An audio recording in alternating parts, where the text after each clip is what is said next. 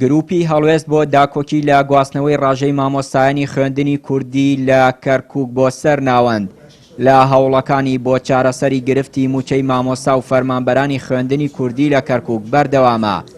لەو چوارچێوەیەدا ئەندامانی گروپەکە سەردانی کۆمەڵی ئیسلامی کوردستانیان کرد، یادداشتێکیان لەسەر هەمان پرس ئاراستەی مەڵبەندی کەرکووکی کۆمەڵی ئیسلامی کرد.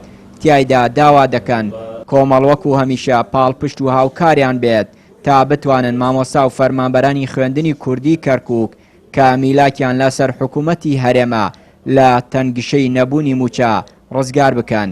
لە بەرامبەردا بەرپرسی مەڵبەندی کەرکووکی کۆمەڵی ئیسلامی وێڕای هاوکاری و پشتیوانی ئەو هەوڵە ئاماژەی بەوە کرد مامۆستا و فەرمانبەرانی خوێندنی کوردی لە کەرکووک هاوشێوەی فەرمانبەرانی دیکەی شارەکە مافی خۆیانە مانگانە لە کاتی خۆیدا و بێ دواکەوتن موچە وەربگرن.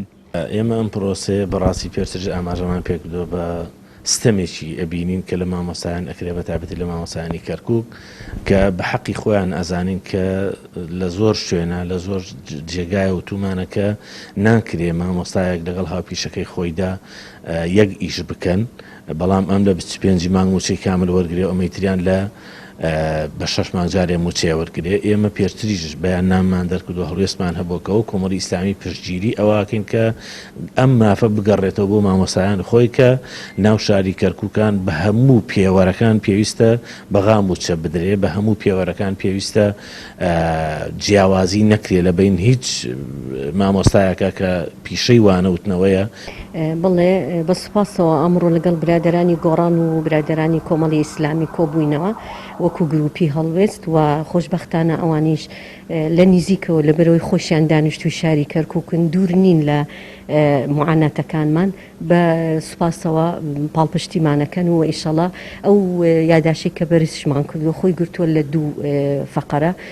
خاڵی یەکەم داوای ئەوەمان کردووە کە هەوڵی ئەوە بدرێ لە دانوستاندەکانە کەیسی خوێندنی کوردی بکرێ بە کەیسێکی گرنگ و گرنگی پێ بدرێ لە ڕێگەی ئەوەی بۆی لە بودجەی 2021 بچەسپێکە خوێندنی کوردی سەر بە ڕاستە هەرێمی کوردستان تا ئێستا شایستەدارەکانیان بۆمان سەرف کردو، بەڵام لەمە بەدووە حەقی خۆمانەکە لەسەر عێراق ئەو شایستانەمان بۆ بگەڕێەوە بە ڕسمی و بە دستوری بیچەسبێنن.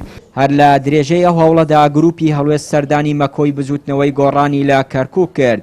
لە بەرامبەردا بزوتنەوەکە دەڵێت لەگەڵ حزب و لایەنە سیاسیەکان تاوتوێی پرۆژەکە دەکەین، دواتر هەڵوێستی خۆمان ڕادەگەیەنین.